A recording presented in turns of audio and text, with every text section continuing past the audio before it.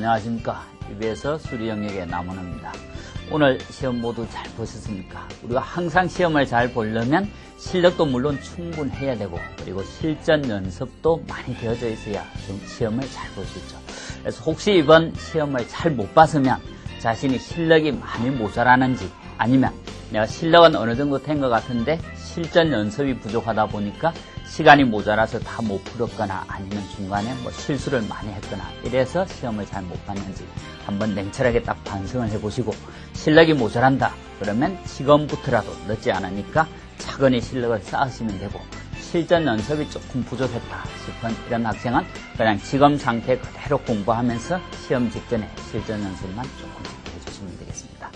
자, 그래서 이제 오늘 시험은 일단 시험 범위가 앞에 지수, 로그 단원과 행렬 이렇게 두 단원에 불과하다 보니까 여러분이 아마 실력 발휘를 덜 했을 수도 있고, 또 이미 옛날에 배웠던 어떤 학생은 지금 배울 수도 있고, 어떤 학생은 이미 1학기 초에 배웠던 부분이라서 아마 지금쯤 약간 잊어먹어서 또 실력 발휘를 못했을 수도 있죠.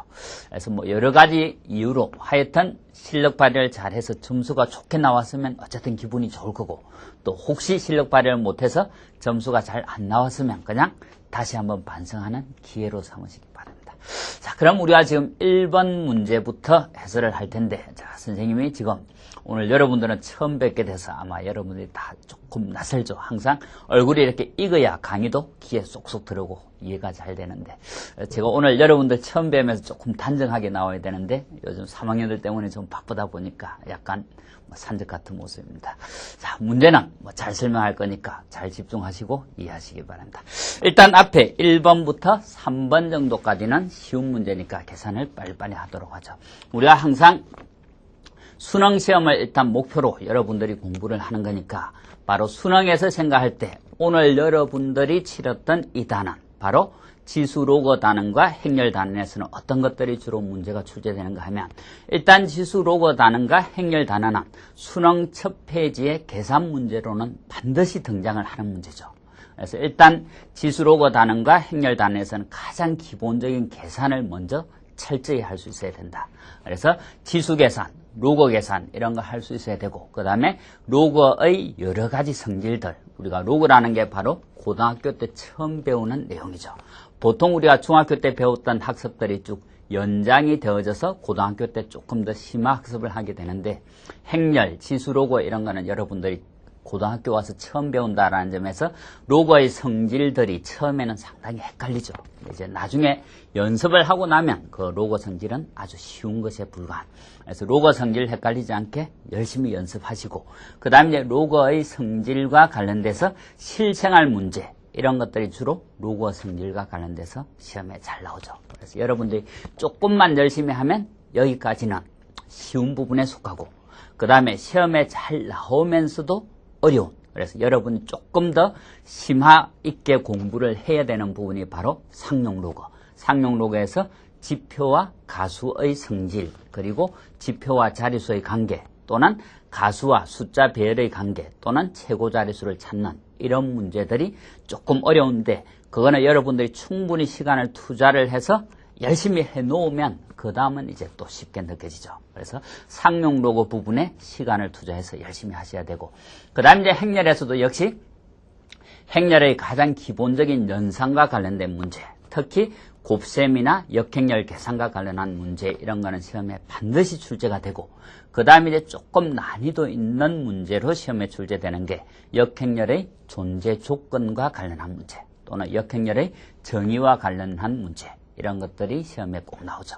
그 다음에 이제 지금 오늘 시험에는 안 나왔지만 수능에서 반드시 나오는 게 바로 행렬의 성질, 그래서 다음 중 옳은 것을 모두 골라라 해서 기역, 연, 디귿 이렇게 나오는 이런 거는 바로 행렬의 곱셈과 관련한 성질, 그리고 역행렬과 관련한 성질, 이런 성질이나 개념을 잘 정리해놔야 맞힐 수 있는 문제죠.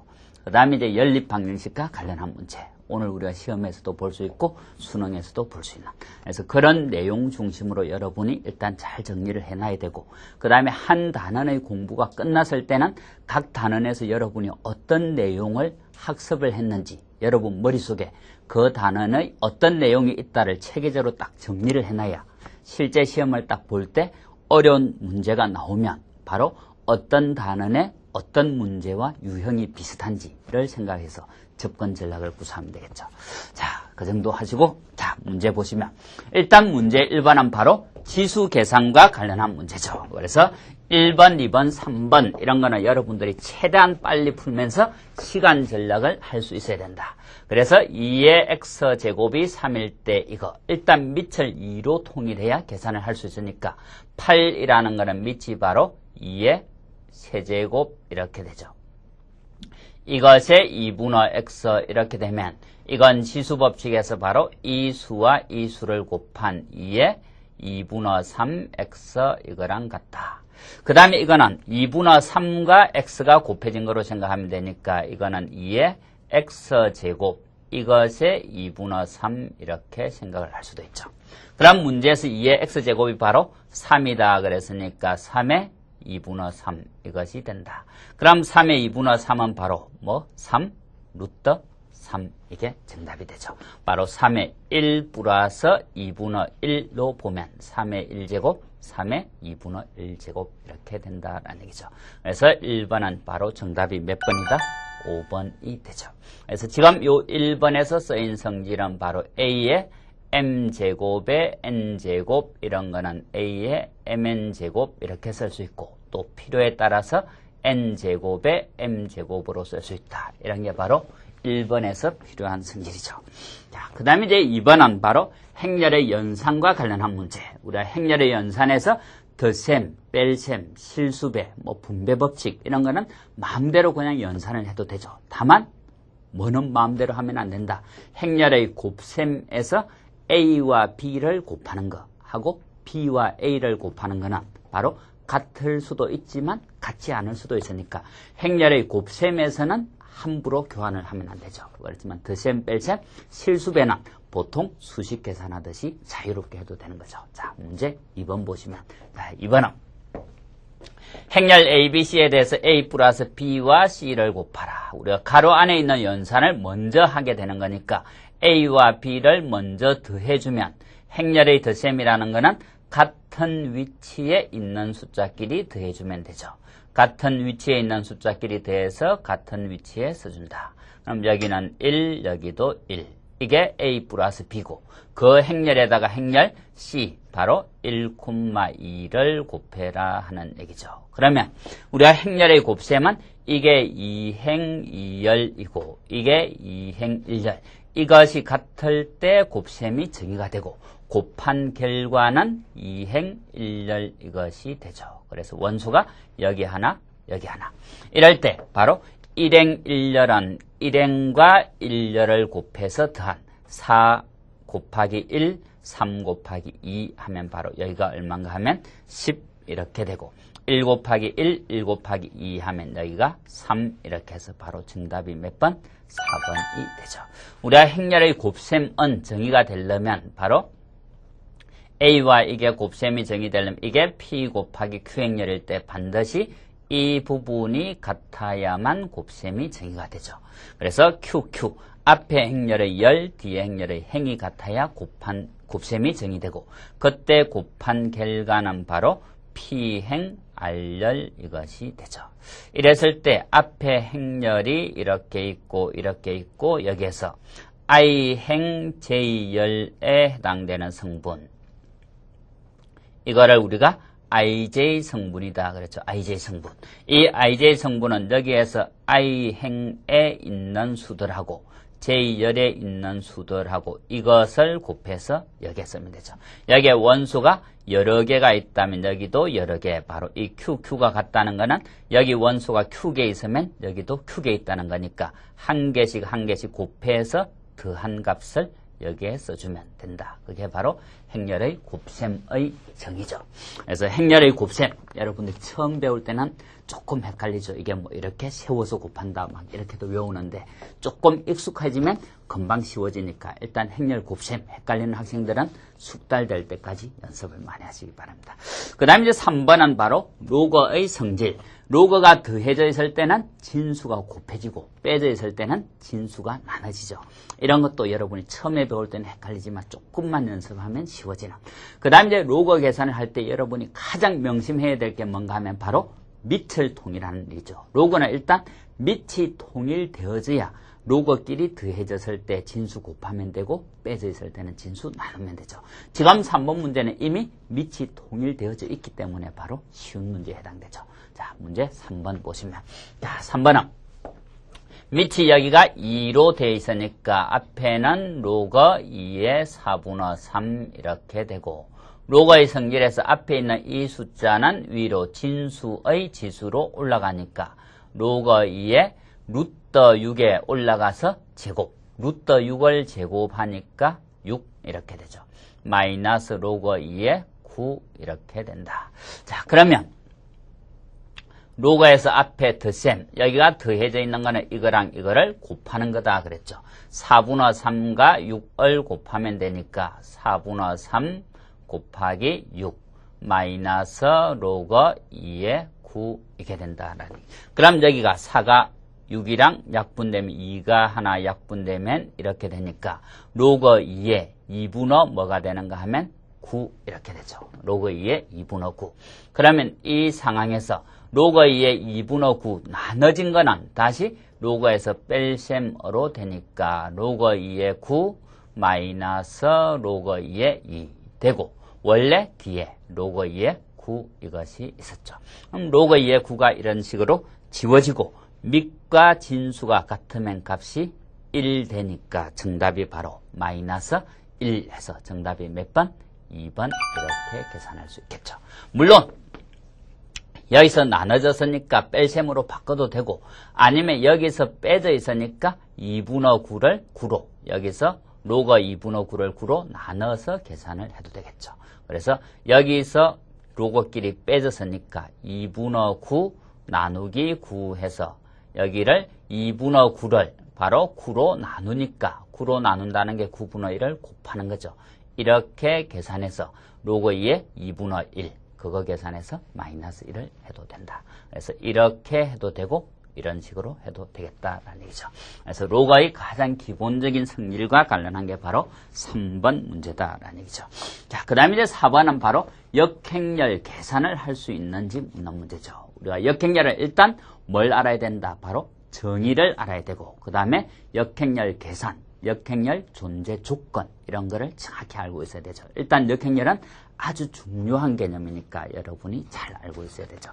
자, 칠판에서 일단 간단히 정리를 해보면 일단 역행렬이라는 게 바로 이런 거죠. A와 어떤 행렬 A랑 X를 곱한 이것이 X와 A를 곱한 거랑 같고 E가 되는 이런 행렬 X가 있으면 이 X를 우리가 바로 행렬 A의 역행렬이다라고 하죠. 그래서 A가 2차 정사각 행렬일 때 이것도 2차 정사각 행렬이라고 놓고 직접 계산을 해서 나온 것이 우리가 알고 있는 바로 역행렬 공식이다라는 얘기죠. 그래서 행렬 A가 A, B, C, D 이렇게 주어졌을 때 우리가 A 곱하기 D, A 곱하기 D 마이너스 B 곱하기 C 이거를 계산을 해주면 되죠. 그래서 이 값이 0이면 이거 역행렬이 존재하지 않고 0이 아니면 역행렬이 존재하죠. 그래서 이게 역행렬이 존재하는지 안 하는지 따지는 식이다. 그래서 우리가 이런 거를 행렬식이다라고 부르죠. 그래서 이러면 알아도 되고 몰라도 되고 이게 0이면 역행렬이 존재하지 않고 0이 아니면 역행렬이 존재하고 그때 A의 역행렬은 바로 앞에 D로 나눠주고 여기 D로 나누고 여기 A와 D는 위치를 바꿔주고 B와 C는 부호를 바꿔주면 이게 역행렬이 된다라는 얘기죠.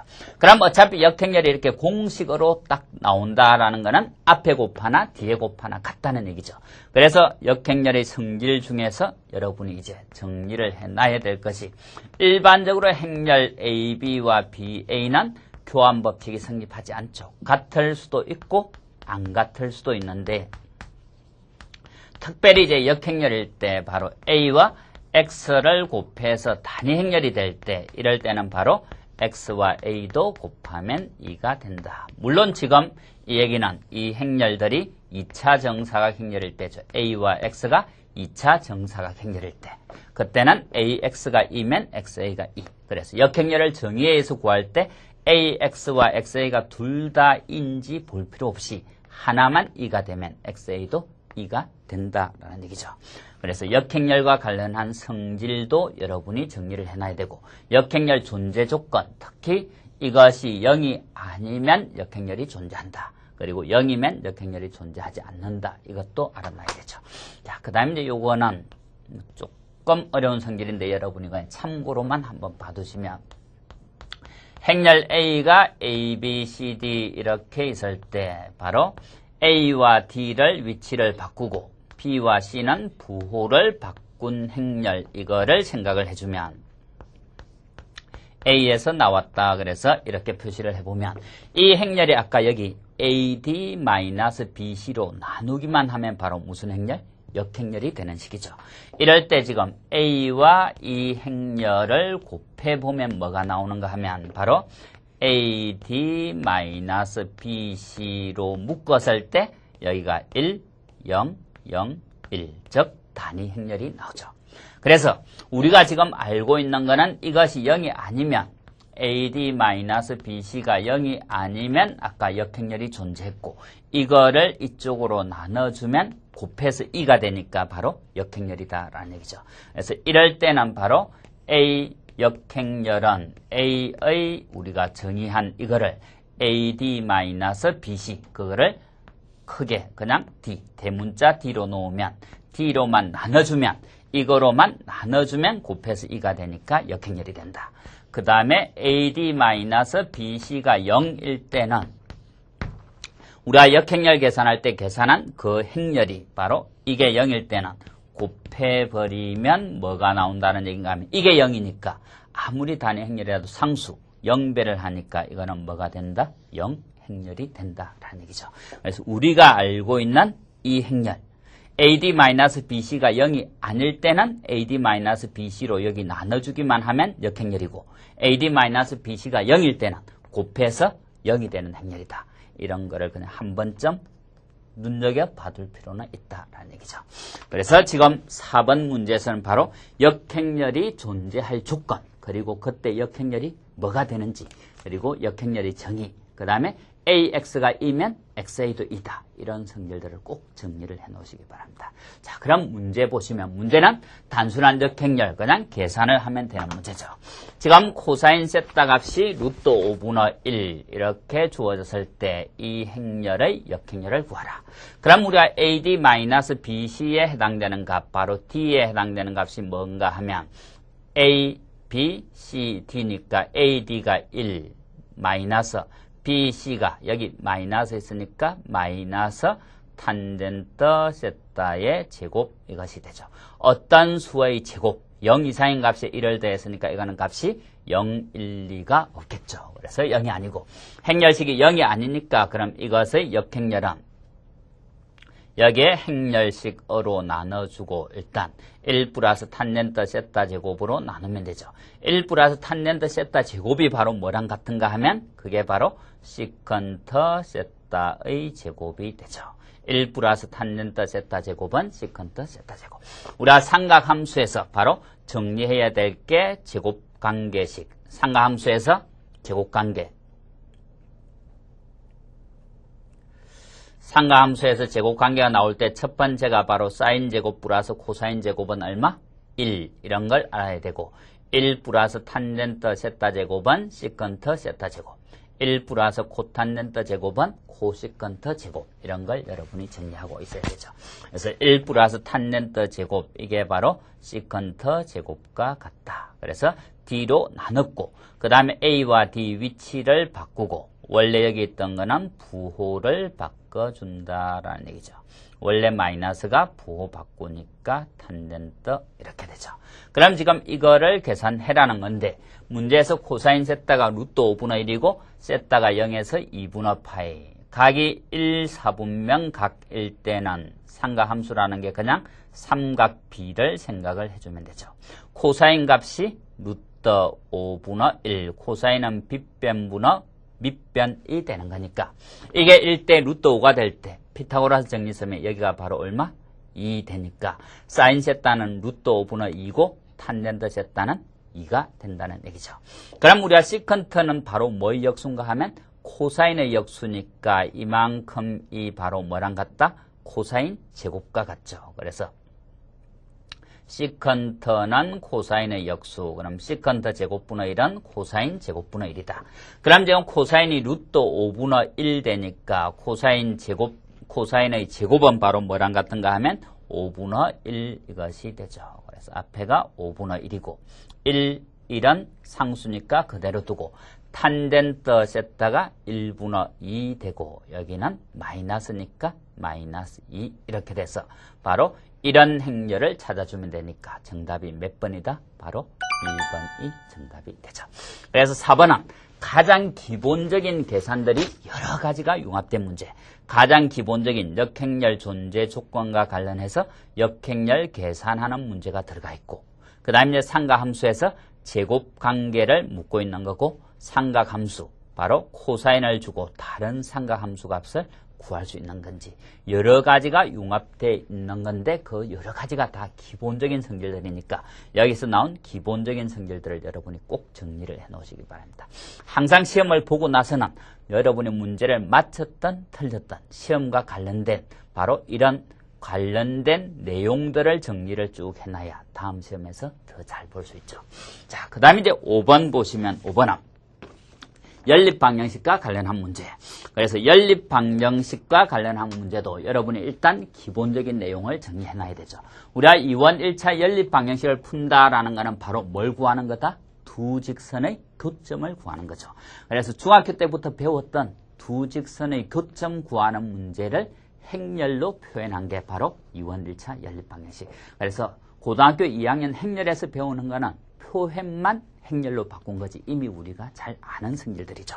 자, 그래서 2원 1차 연립방정식 바로 이런 게 있을 때 ax 플러스 by는 p라는 이런 직선하고 cx 플러스 dy는 q라는 이런 직선이 있을 때 이거를 우리가 행렬로 표현하면 바로 여기가 a, b, c, d 그대로 쓰고 이렇게 표현을 할 수 있죠.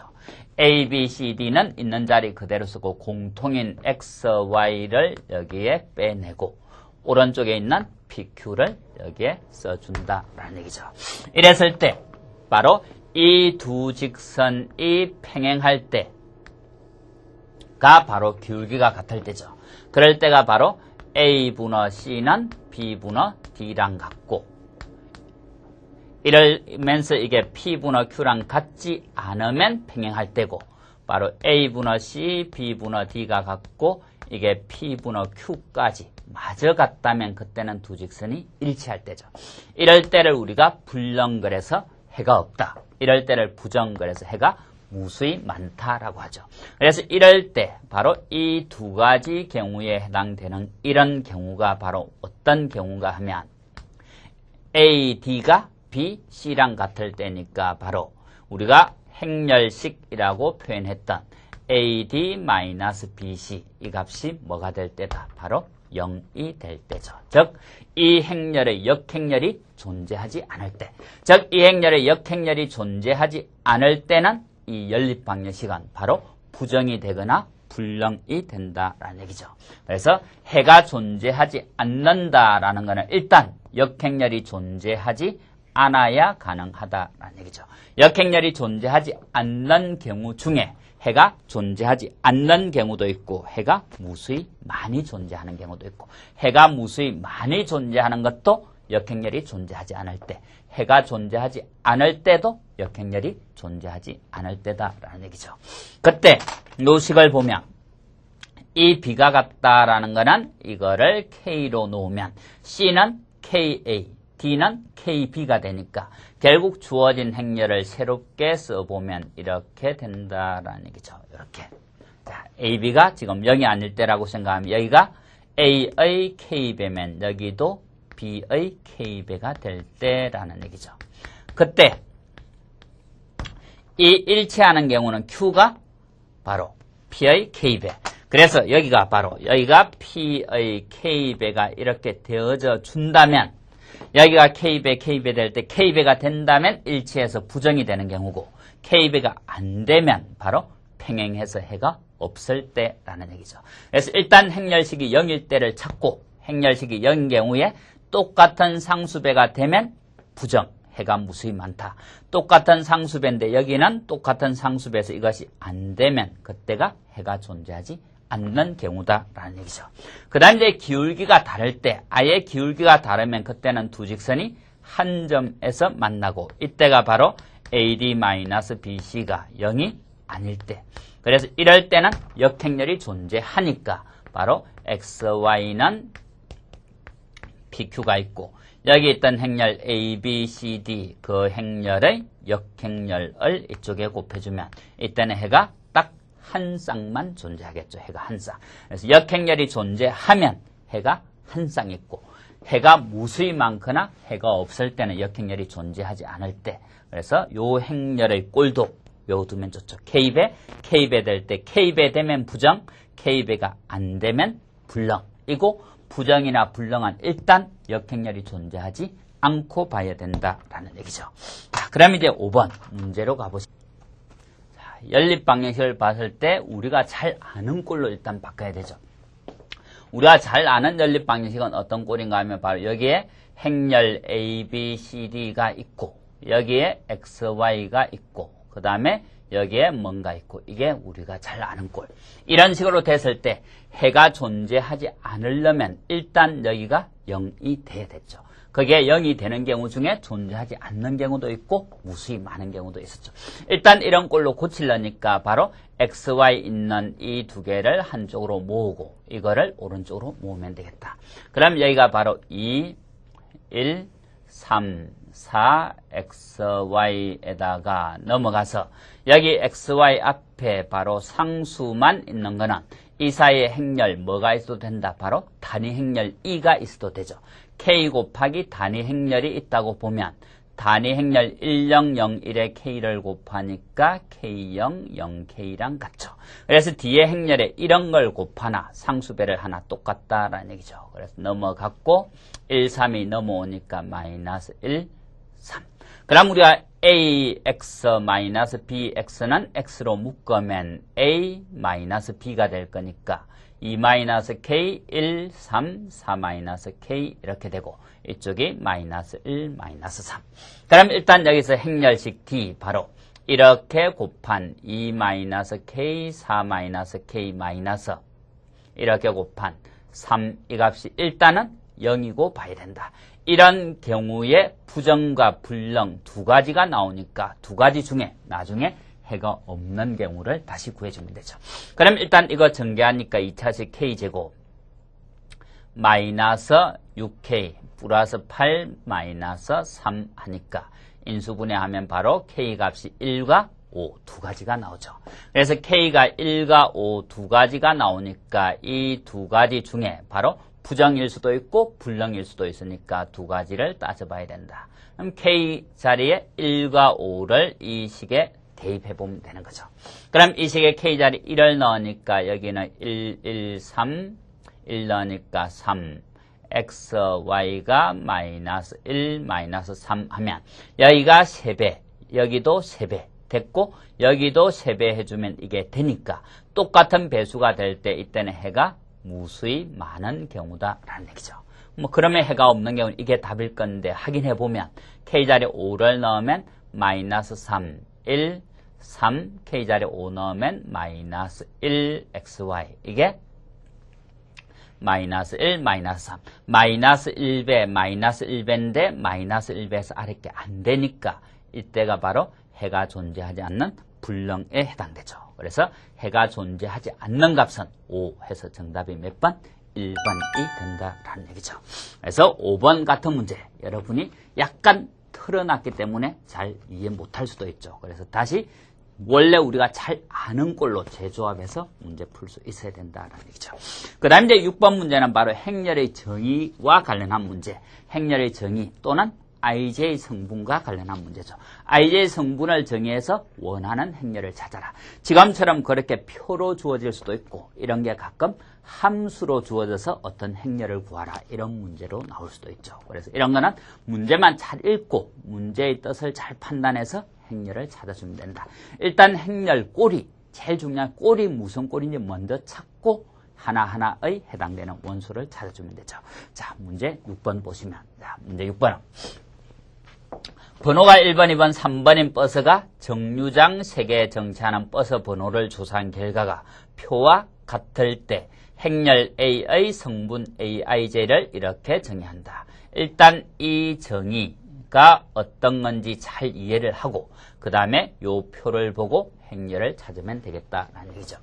그럼 행렬의 IJ 성분인데 앞에 있는 I는 바로 버스의 번호가 I. 그럼 버스가 1번, 2번, 3번 버스가 있으니까 I가 될 수 있는 거는 1, 2, 3. 즉 행렬은 3행이라는 얘기죠. 그 다음에 정류장이 SJ, SJ. J는 정류장의 번호니까 이거는 정류장. 정류장이 S1, S2, S3이니까 이것도 1, 2, 3. 즉 3열. 그래서 I도 1, 2, 3, J도 1, 2, 3이니까 행렬은 바로 3행, 3열. 보기에 있는 행렬이 전부 3행, 3열이죠. 그럼 그 3행, 3열 중에 1행에 있는 거는 바로 버스가 1번 버스일 때 1번 버스.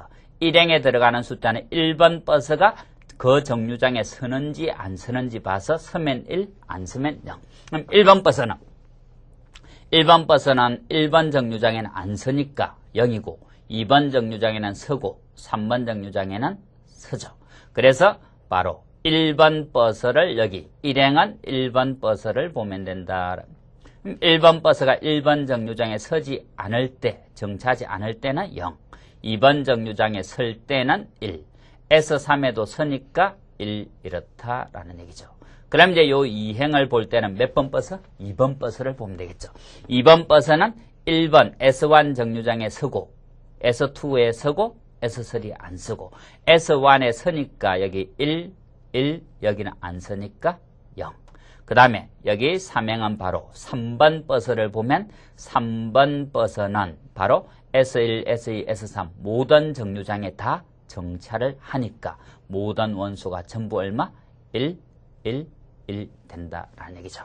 그래서 이런 행렬을 찾으니까 바로 011, 110, 111 되는 게 몇 번? 4번이 되죠. 그래서 문제의 내용 I행은 버스 1행은 1번 버스만 관찰을 해서 정류장 중에 어디에 정류하는지 정차하는지를 봐서 정차하면 1, 정차하지 않으면 0이다라는 얘기죠. 2행을 할 때는 2번 버스가 바로 정류장에서 어디에 서는지만 관찰을 하면 거기만 1 되고 나머지는 0이다라는 얘기죠. 자, 그 다음에 이제 7번 보시면 7번은 로그가 정의되기 위한 모든 정수 x의 개수를 구하라. 바로 로그의 정의 조건과 관련한 문제죠. 우리가 로그의 정의 조건은 바로 두 가지 뭘 따져야 된다? 밑조건, 진수조건 이 두 가지를 따져야 되죠. 자, 그래서 문제를 보시면 자, 문제에서 바로 설명을 하죠.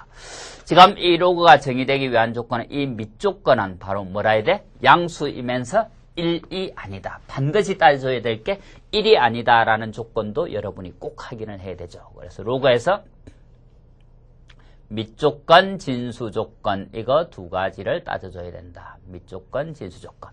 밑은 일단 x 절대값 0이 아니라야 되고 그 다음에 x 절대값이 1이 아니라야 되고 그 다음에 x 절대값이 양수라야 되고 그럼 어차피 절대값이 0 이상이니까 양수다라는 말이 뭐만 아니면 된다?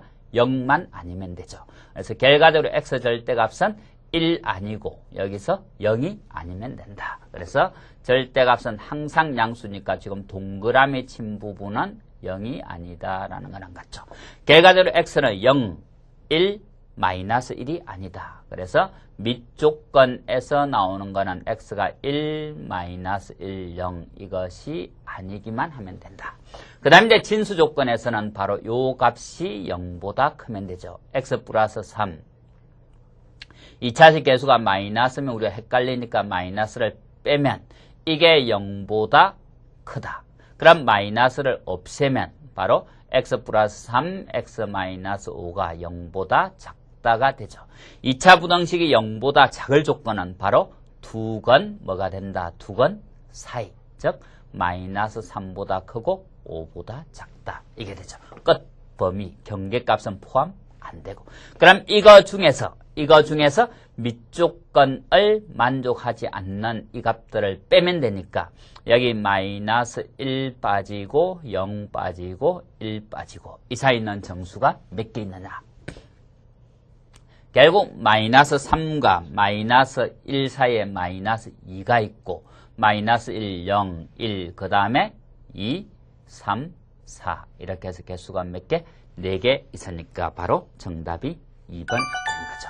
그래서 로그가 정의되기 위한 조건도 아주 중요하니까 여러분이 꼭 알아놔야 된다. 로그가 정의되기 위한 조건, 밑조건은 양수면서 1이 아니다. 진수 조건은 양수. 그래서 밑조건, 진수 조건 반드시 잘 알아두시고. 자, 그 다음에 이제 8번은 바로 행렬의 거듭제곱과 관련한 문제. 우리가 행렬의 거듭제곱은 일단 직접 A제곱, A세제곱 이렇게 해서 구할 수도 있고 아니면 우리가 뒤에 문제에 나오는 케이리 해밀턴 정리 같은 걸 이용해서 구할 수도 있죠. 보통 교과서에 케이리 해밀턴 정리가 안 나오는데 연습 문제에 나오거나 시험 문제에서는 알아두면 편리하니까 여러분이 알아두는 게 좋죠. 나중에 뒤에 문제에서 등장을 하나. 자, 문제 보시면 문제는 일단 A의 2006제곱이 0이다 그랬으니까 우리가 A의 2006제곱을 한번 계산해 보겠다라는 얘기죠. 뭐 언제 계산 다 하느냐 싶은데 생각보다 금방 빨리 할 수 있죠. 일단 2006제곱 하기 위해서는 뭐부터? 제곱부터 해봐야 되나? 1, x, y, 마이너스 1을 두 번 곱해보면 이거는 여기가 바로 1 플러스 xy, x 마이너스 x, y 마이너스 y, xy 플러스 1 이렇게 되니까 이 숫자가 두 개가 똑같으니까 여기는 어차피 0이고 xy 플러스 1을 빼내면 여기가 1, 0, 0, 1 되니까 그게 바로 무슨 행렬이다? 단위 행렬이 되죠.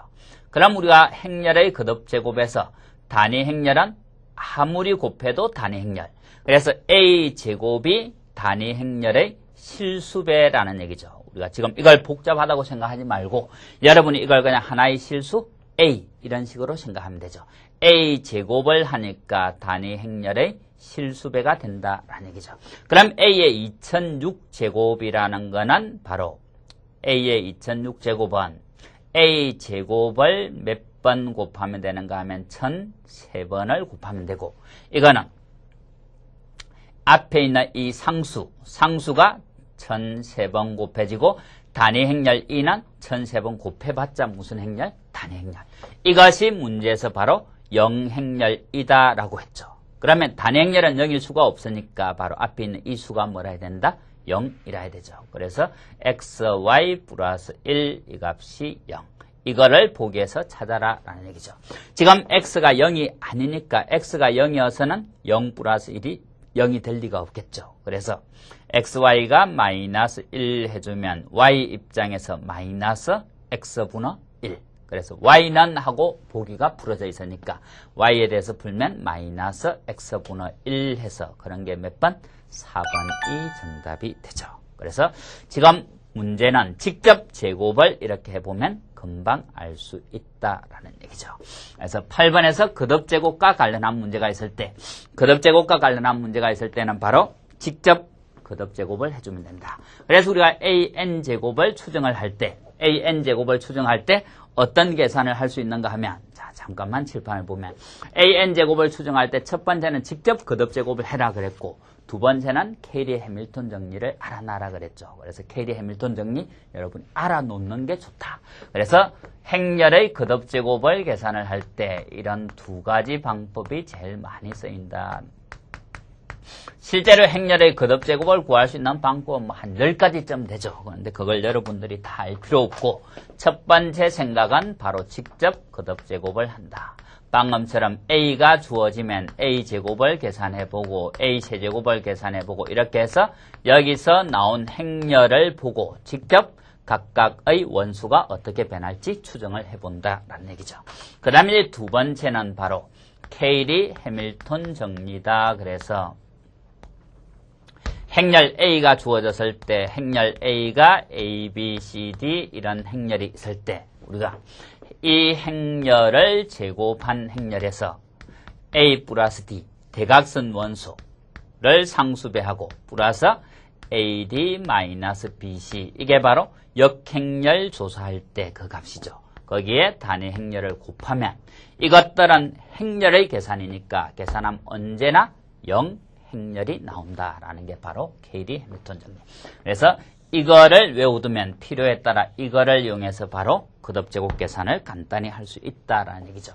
지금 문제에서 바로 A가 1xy 마이너스 1일 때 이거를 그대로 한번 써보면 A제곱 마이너스 A 플러스 D에 해당해 0. 0이니까 필요가 없고 AD 마이너스 BC에 해당되는 값이 마이너스 1 마이너스 XY 이것이 된다라는 얘기죠. 그래서 이게 넘어가니까 우리가 조금 전에 직접 계산했던 A제곱은 이거다라는 걸 알 수 있다는 얘기죠.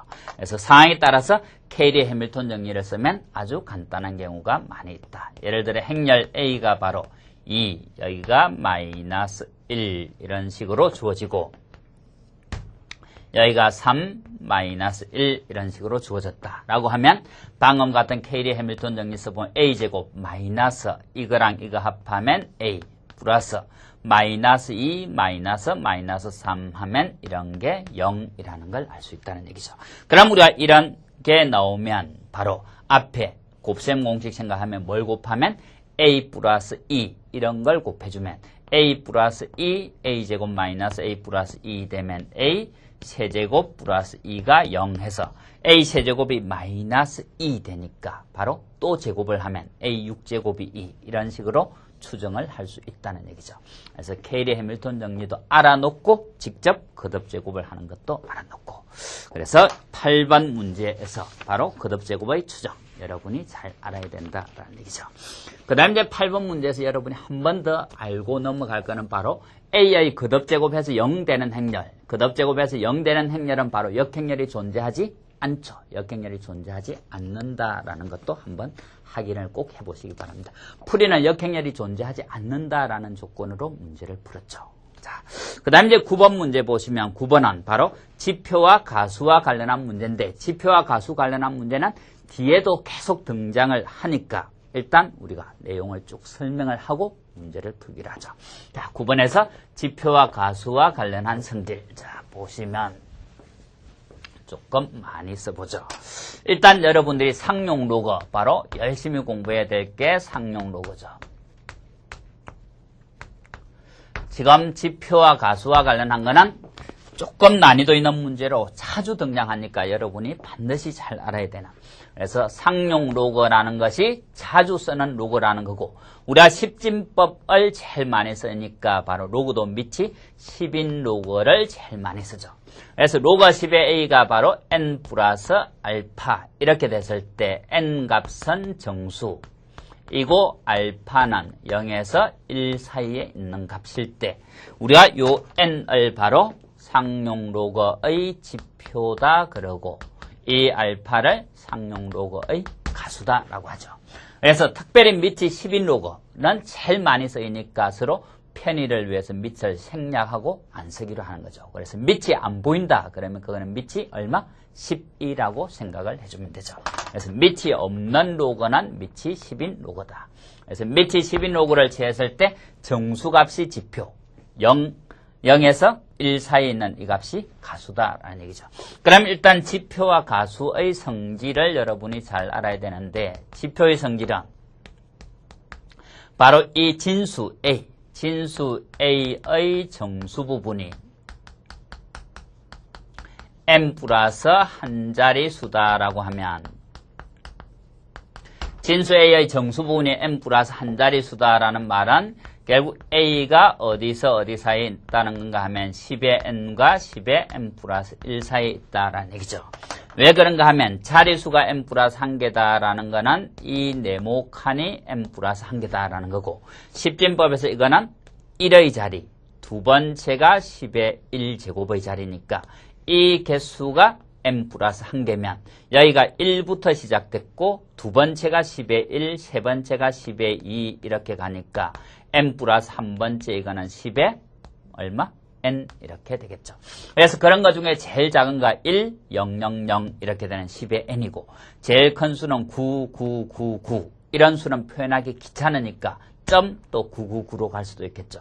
그런 것 중에 제일 큰 거 해봤자 한 자리가 더 큰 거 중에 제일 작은 1, 0, 0, 0 되는 것보다 작다라는 얘기죠. 그럼 이제 이 식의 양변에 로그를 우리가 취해주니까 바로 밑이 10인 로그를 취해주면 로그 A 해서 이쪽이 n, 이쪽이 n 플러스 1 이렇게 되죠. 그래서 n 플러스 한 자릿수라면, 정수 부분이 n 플러스 한 자릿수라면 그거의 로그를 취했을 때는 n과 n 플러스 1 사이에 있으니까 바로 정수값이 n이다라는 얘기죠. 그래서 n과 n 플러스 1 사이, 이게 n 플러스 0으로 보면 n 플러스 알파 했을 때 알파가 0에서 1 이렇게 되는 거죠. 바로 수직선 위에서 n과 n 플러스 1 사이에 있는 값은 n 점 얼마 되는 값이다 라는 얘기죠.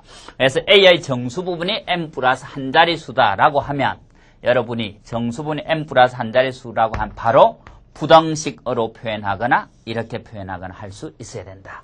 바로 지표를 주로 따질 때는 또는 범위를 따질 때는 이 식이 더 자주 쓰이고, 뭔가 가수를 계산해야 될 일이 있다든지 할 때는 이 표현이 더 자주 쓸 수 있죠. 그래서 n 플러스 한 자릿수 그럼 바로 이렇게 쓸 수 있어야 되고, 가우스 기호에 조금 익숙한 학생은 이렇게 쓰면 이게 바로 로그 A의 정수 부분, 정수 부분이니까 그게 바로 뭐가 된다? 로그의 지표를 뜻하는 거죠. 로그 A의 정수 부분 하면 그게 바로 로그 A의 지표를 뜻한다라는 얘기죠. 그래서 정수 부분이 바로 지표. 그래서 여기까지가 바로 지표의 성질이죠. 그래서 지표의 성질은 자릿수가 주어지면 바로 지표를 알 수 있다. n 플러스 한 자릿수면 지표가 얼마? n. 거꾸로 지표가 n이면 바로 진수는 n 플러스 한 자릿수. 지표와 자릿수는 차이가 얼마? 1이 나죠. 1. 그래서 항상 자릿수가 하나가 더 큰. 그래서 지표, 자릿수. 글자수를 세보면 지표는 두 글자, 자릿수는 세 글자니까 자릿수가 하나 많다 이렇게 생각을 하면 되죠. 그 다음에 이제 지표의 성질 중에 바로 소수. 자, 설명을 다 하기에는 시간이 조금 모자라니까 간단히 내용만 설명하기로 하죠. 지표의 성질 중에 바로 진수 A가 소수 n번째 자리에 처음으로 0 아닌 수가 나온다. 이러면 이럴 때는 바로 상용 로그의 지표, 이것이 이렇게 표현한 게 아까 우리가 지표다 그랬죠. 이 지표가 바로 뭐가 되는가 하면 이때는 값이 마이너스 n 이렇게 되죠. 왜 그런가 하면 소수로 갔을 때는 이게 소수 세 번째 자리라면 이게 바로 10의 뭐다? 마이너스 세제곱 자리가 되죠. 소수일 때는 10의 마이너스 1부터 시작되니까 세 번째면 이 수가 3. 그래서 n번째면 마이너스 n. 이것이 소수일 때랑 아까 정수일 때의 차이죠.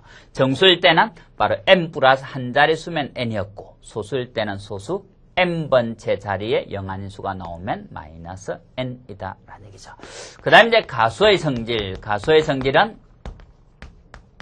우리가 가수의 성질은 뭐 노래를 잘한다 이런 게 아니고 바로 상용국에서 가수의 성질이니까 이거는 바로 진수의 숫자별이 같으면 우리가 A가 알파 곱하기 10의 n 이렇다라고 생각하면 여기에 로그를 취했을 때는 로그 알파 플러스 n 해서 차이가 정수만큼 차이가 나죠. 요 n이 정수가 된다면.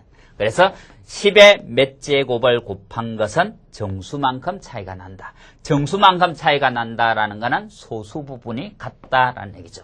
그래서 가수의 성질은 뭔가 하면 진수, 이 A와 알파, 진수의 숫자별이 같다.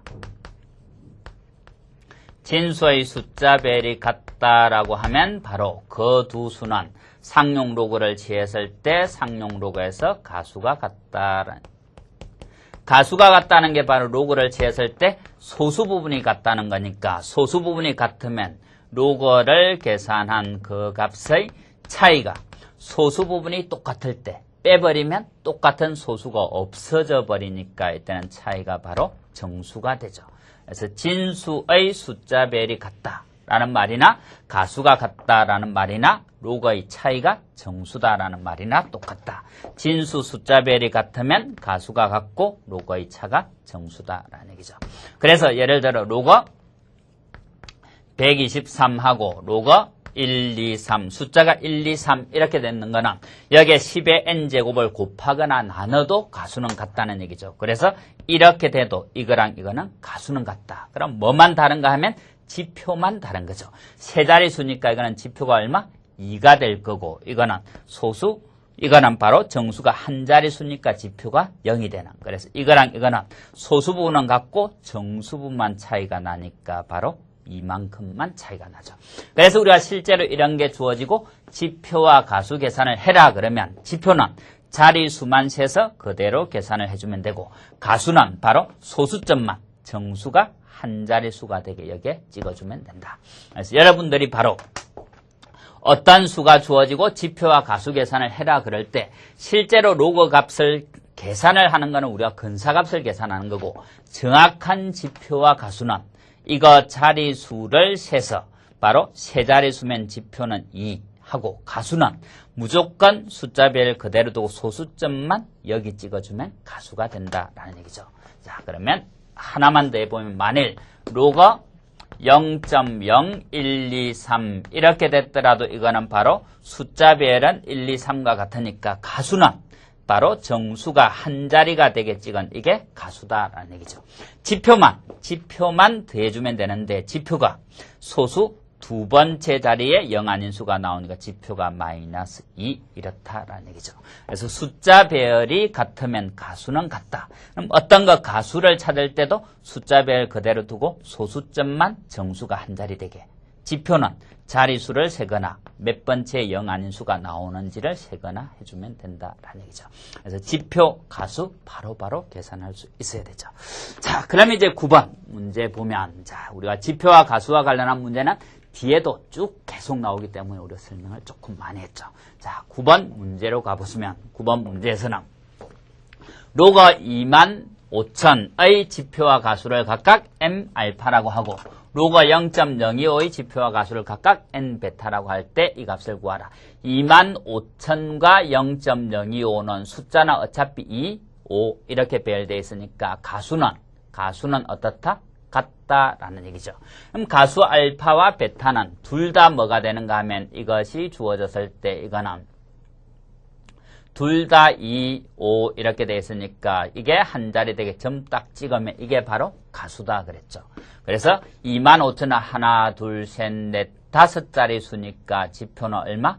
4. 이것이 문제에서 말하는 m이고 이것이 알파라는 얘기죠. 그 다음 이제 로그 0.025는 로그 역시 2.5 이것이 가수고 지표는 소수 둘째 자리에 0 아닌 수가 나오니까 지표는 마이너스 2. 이게 바로 문제에서 말하는 n이다 라는 얘기죠.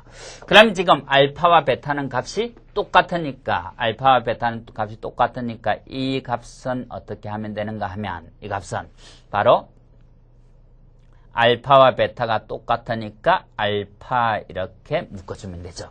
왜냐하면 이 베타가 알파면 n제곱분의 m 되니까 n제곱의 베타도 n제곱의 알파고 m의 알파 이렇게 된다. 그럼 지금 문제에서 바로 m이 뭐였는가 하면 m이 4였고 n이 마이너스 이게 m 이게 n n이 마이너스 2니까 제곱하면 4 이렇게 되죠. 그럼 이게 1이니까 1은 지수에 뭐가 오든 알파가 이건데 뭐가 오든 값이 얼마? 1 되겠죠. 그래서 이게 1이니까 지수에 굳이 복잡한 이 가수 안 넣어봐도 어차피 뭐가 오든 값은 1이다 라는 얘기죠. 그래서 9번은 정답이 2번이 되죠. 그래서 가수 계산은 무조건 숫자 배열이 같으면 가수는 같다. 정수가 한 자리 해놓으면 되고 바로 정수 부분 자리수 세고 소수 몇 번째 영아인수가 나오는지 보면 된다라는 얘기죠. 자, 그 다음에 이제 10번 보면 10번은 바로 가수의 조건과 관련한 문제. 일단 가수는 범위가 어디 있어야 돼? 0 이상 1 미만이라 해야 되죠. 근데 0 이상 1 미만인 수 두 개를 더하다 보면 그게 1을 넘을 수도 있으니까 두 개를 더했을 때는 다시 1보다 큰지 안 큰지에 따라 가수 계산을 다시 해줘야 된다.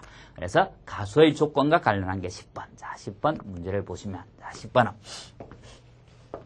양수의 매는 정수 부분이 각각 세 자리 지표가 2라는 얘기죠. 두 수의 곱의 매는 정수 부분이 5자리 지표가 4라는 얘기죠. 이럴 때 가수를 각각 x, y라고 한다. 그러면 지표 가수가 등장하니까 바로 식을 써보면 되겠다. 그럼 양수 m이라는 거는 바로 지표 플러스 가수인데 양수 m은 정수가 세 자리니까 지표는 2고 문제에서 가수는 x라고 했죠.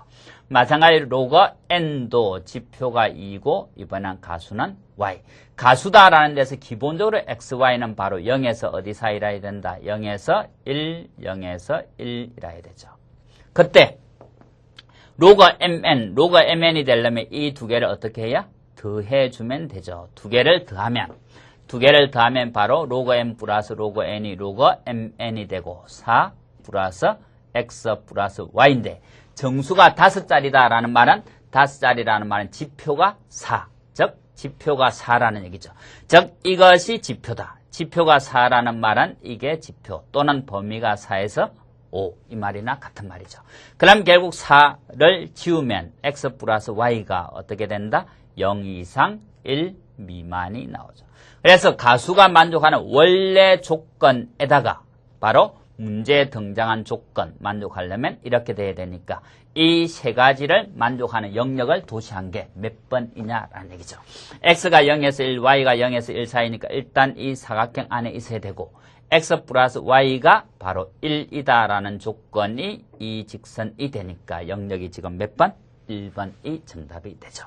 그래서 x가 0에서 1, y가 0에서 1. 일단 이 사각형 중에 x 플러스 y가 1보다 작은 거 되니까 여기가 된다. 그래서 가수가 되려면 일단 요 범위, 이쪽 경계 포함, 이쪽 경계는 빠지고 이 사각형 내부에 있어야 되는데 그럼 이제 둘 다 0 이상 이쪽은 만족됐고 1보다 작다라는 데서 x 플러스 y는 1 되는 직선 이거보다 작으니까 아래쪽 여기에서 정답이 1번이라는 얘기죠. 자, 그 다음에 이제 11번 보시면 11번은 2차 정사각 행렬에서 바로 고정점을 묻는 건데 우리가 고정점 이론은 대학원에서 고정점 이론만 바로 전공하는 학생이 있을 정도로 고정점 이론은 광범위한 거죠.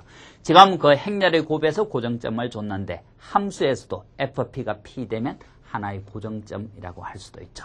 자, 그래서 지금 11번 바로 문제를 보시면 자, 11번은 A, PQ가 PQ를 만족할 때 PQ를 고정점이라고 한다. 즉 행렬과 곱해도 변하지 않고 자기 자신이 나온다. 변하지 않는다라는 얘기죠. 고정점. 그래서 바로 이 행렬에 대해서 고정점이 나타내는 도형. 지금 XY로 표현됐으니까 우리가 PQ를 나중에 구하고 XY로 놔도 되고 그냥 처음부터 XY로 놔도 되겠죠. 그럼 우리가 찾는 지금 고정점은 바로 이 행렬에다가 XY를 곱한 이 결과가 바로 뭐가 되는 거? XY가 되는 걸 찾아주면 된다라는 얘기죠. 그럼 이걸 그대로 전개를 해도 되고 이 XY 앞에는 뭐가 있다고 생각해도 돼? E가 있다고 생각을 해도 되죠. 그러면 이거는 넘어가면 0행렬이 되고 바로 지금 꼴이 어떤 꼴인가 하면 행렬 A 곱하기 X는 E 곱하기 X 이런 꼴이니까 넘어가서 X, 즉 XY로 묶으면 이 자리에 뭐가 들어가는가 하면 A-E가 들어가죠. 단위 행렬 1001. 그래서 1001을 A에서 빼주니까 마이너스 2, 4, 마이너스 4 된다라는 얘기죠. 그래서 이걸 전개하니까 바로 위의 식도 마이너스 2x 플러스 2y가 0, 아래 식도 4x 마이너스 4y가 0 하면 정리를 하면 둘 다 식이 뭐가 된다? y는 x로 일치하니까 부정이 되니까 이 직선 위의 모든 점이 다 해가 되죠. 그래서 지금 11번에서 묻고 있는 바로 고정점은 y는 x, 이게 고정점.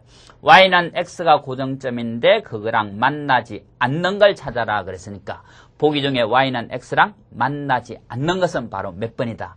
y는 x를 꺼서 만나지 않는 거는 바로 몇 번? 3번이 정답이 되죠.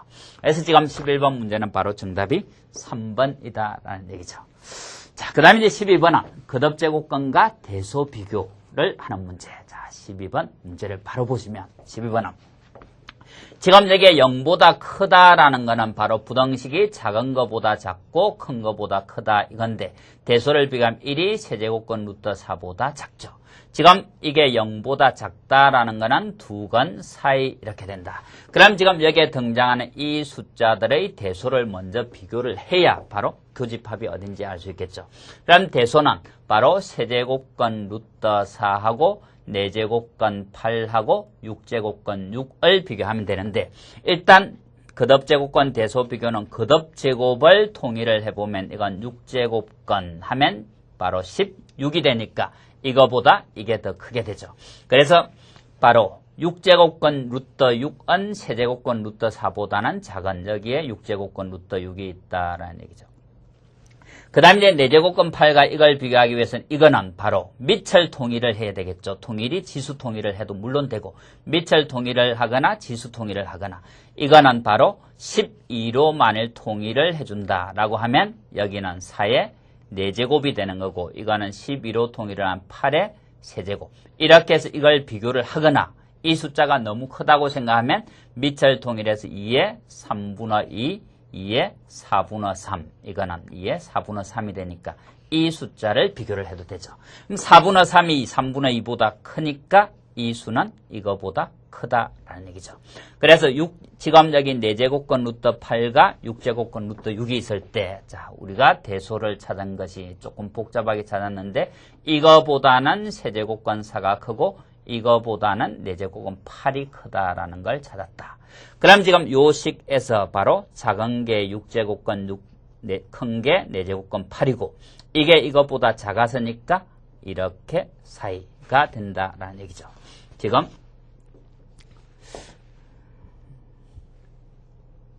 지금 이렇게 된다는 얘기죠. 그래서 지금 합집합을 구하라 그랬으니까 여기가 합집합은 이거나 이거 해서 1보다 작거나 6제곱은 6보다 크다 해서 몇 번? 3번이 정답이 되죠. 자, 지금 12번 문제 하마터면 선생님 틀릴 뻔했는데 연립방정식을 풀으라. 보통 교집합을 구하라는데 지금 합집합을 구하라 그랬죠. 그래서 바로 3번이 정답이다. 그래서 지금 3번은 기본적인 2차 부등식과 거듭제곱근 대소 비교를 묻는 문제죠. 자, 그래서 이번 시간은 거기까지 하고 중간에 내용 설명하다 보니까 조금 바빴었죠. 나머지는 2부에 이어서 설명하도록 하겠습니다. 2부에서 뵙겠습니다.